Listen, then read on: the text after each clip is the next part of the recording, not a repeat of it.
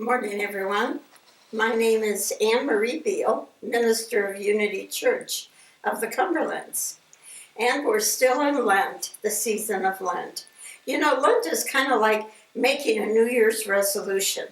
We decide we're going to release something, some old habit in our life that no longer serves us. Or we're going to change our consciousness, rise up to a higher state of being. And then a week into Lent, and we're so over it. Are you at that stage yet during Lent that you're so over it? And I know how frustrating it is when you're trying to make a change in your life, and some metaphysical teacher, me included, will say, oh, it's easy. You just have the intention, you speak the word, you surrender, release, let go, and let God, and it's all done. Sometimes it's not always that easy, is it, to change a lifetime of habits. It takes patience, doesn't it? Especially if they're addictive habits, like anyone who's ever tried stopping smoking or drinking, or mine is eating too much. Anybody here during the pandemic gained the COVID 20 pounds? Well, it's not always easy when you're using your addictive habits for comfort or to handle stress in the world. Now, both personally and collectively, we need to have that patience. I was thinking this Lent about the harmonic conversion way back in, 1987? And how we all thought, oh wow, the human collective consciousness is going to shift now. Things are going to be better now. And we're still making that shift. Change is a process, both personally and collectively. It takes time. And Lent is that 40 days of making that change. And in numerology, metaphysically, the number 40 is simply the time it takes to get the job done. Like the Israelites wandering around in the wilderness for 40 years. It can take us 40 seconds, 40 years, or 40 lifetimes to make these changes. But today, to help us all who are in the midst of that frustration, I've come up with some hints, helpful hints, that might make it a little smoother, that might help make it a little bit quicker than 40 long years. The first thing I realized, especially where gaining and losing weight is concerned, is I have to be ready to make that change. If I'm not ready, it's just not going to work, no matter what I'm going to do. And I don't know about you, but I found like this time of quarantine in the pandemic may not be the time to make a big change in your life, like stopping your eating habits, if that's what you're using for comfort at this time. But when it's the right time, it'll work. A nutritionist said to me the other day, oh, if you just eat more vegetables and less sugar, you'll lose weight easily. Well, she triggered me so much I went home and ate 6 Oreo cookies. How does that sound? When it's time, it will work. The second thing, besides timing being everything, is it takes clarity. Why am I doing this habit? What's the real reason? I don't know if you remember, but when we were talking about anger one Sunday, I reminded you what an instructor at Unity Village once taught us. You're never angry for the reason you think you are. And same with your addictive habits. I never eat for the reason I think I'm eating. It's never about hunger. So we have to be clear. What am I really wanting here? Am I feeling stress? Am I trying to cope? Am I trying to find comfort? Do I have nervous, pent-up energy? Or am I just bored? Be clear. What is it that's the real issue here? So we've got timing. We've got clarity. The third one is the power of intention. What is your intention? The Israelites wandered around for 40 years.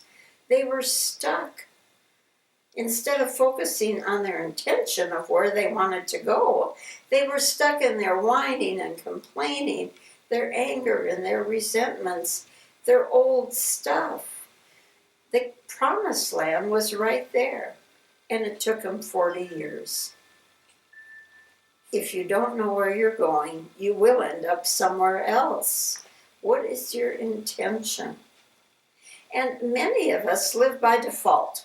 Default means, well, whatever comes up, whatever shows up is mine to do.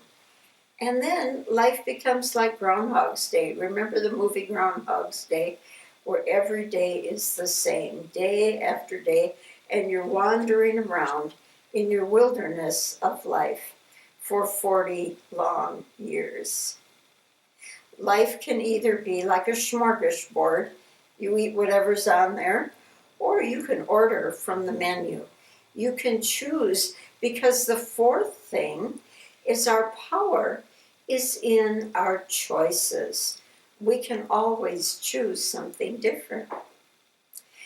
And to do that, we have to release the idea that we're victims, that we have a victim consciousness. Now, you may have been victimized, you may feel like a victim, but being a victim is not who you are. And there are always choices to make.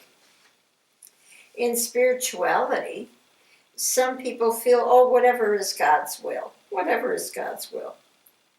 And that's sort of giving way to default as well. God's will for you is only good. God's will for you is your happiness. And you have choices as to what that is in those 40 years of wandering around. Now, the fifth and last one is, as we're resurrecting our consciousness and going to a higher state of mind, we have to clear the field of our consciousness. And that's what Lent is about, releasing and letting go of all those blocks to love's presence. You know, I grew up on a farm, and before we planted new seeds in the soil, we had to clear the field. Some fields would have rocks and boulders. Some fields would be full of roots of old trees. And that crusty topsoil had to be dug up so that wonderful, rich soil underneath would come forth to plant the seeds. And so we have to clear our field of consciousness. Now that brings us to 4 ways to clear that field of consciousness. First is clearing our field of consciousness from fear.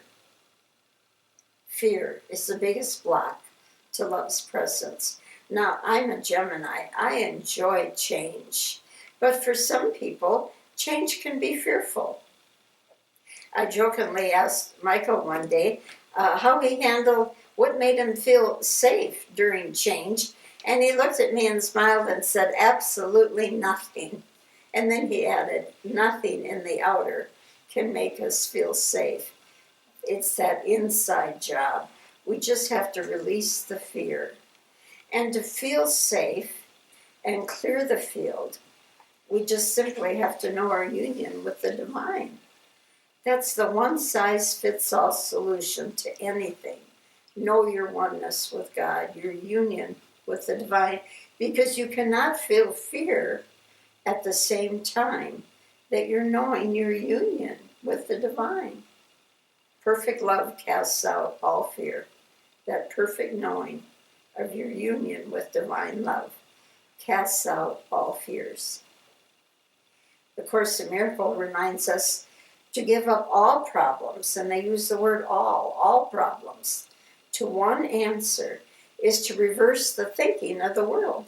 Reverse your thinking from separation consciousness to consciousness of union.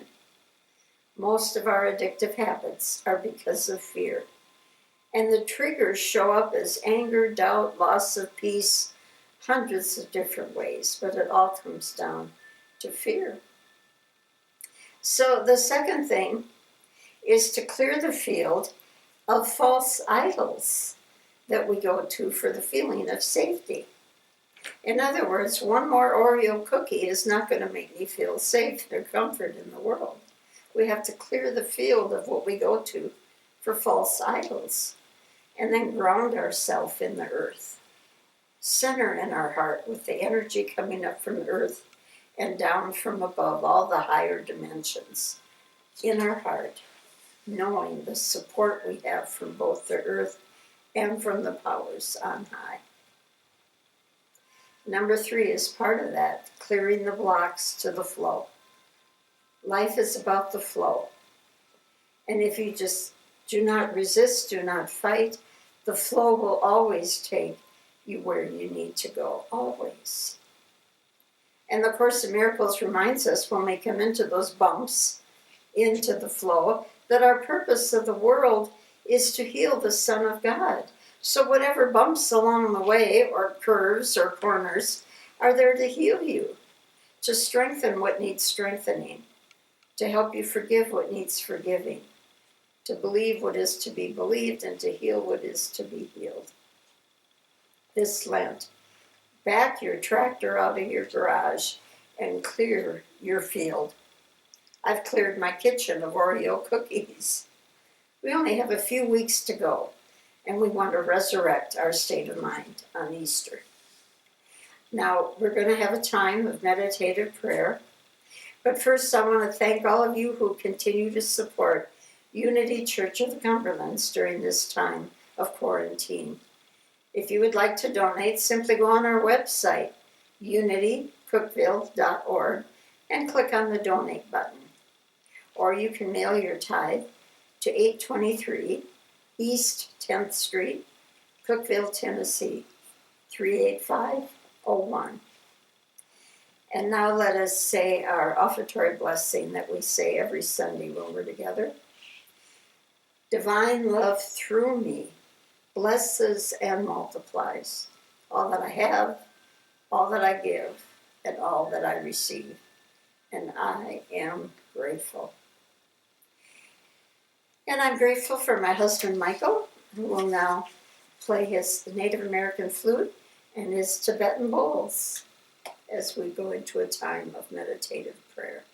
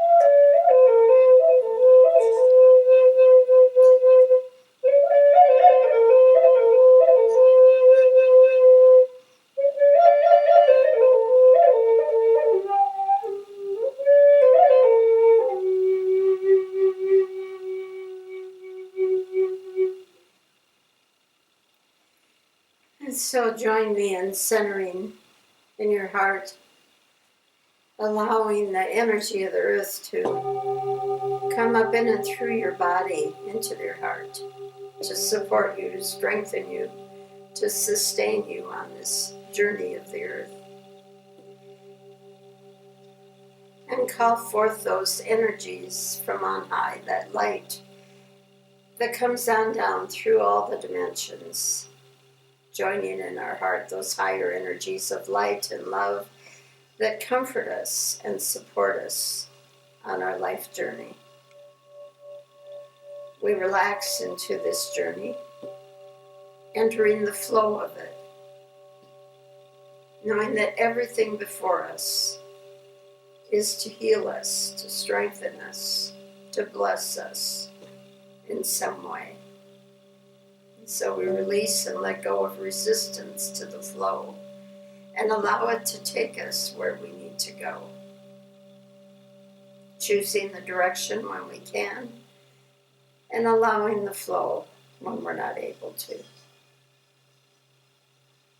The dance of making it happen and allowing it to happen. The metaphysics and the mysticism. And we just feel that energy in our heart expanding our being, freeing us from all that no longer serves us,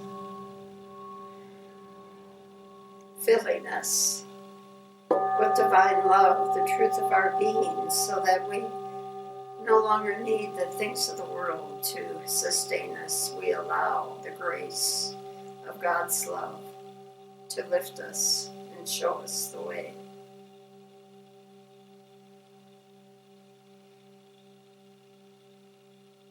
And we come into that knowing of the light that we truly are in our highest nature, the divinity of our being.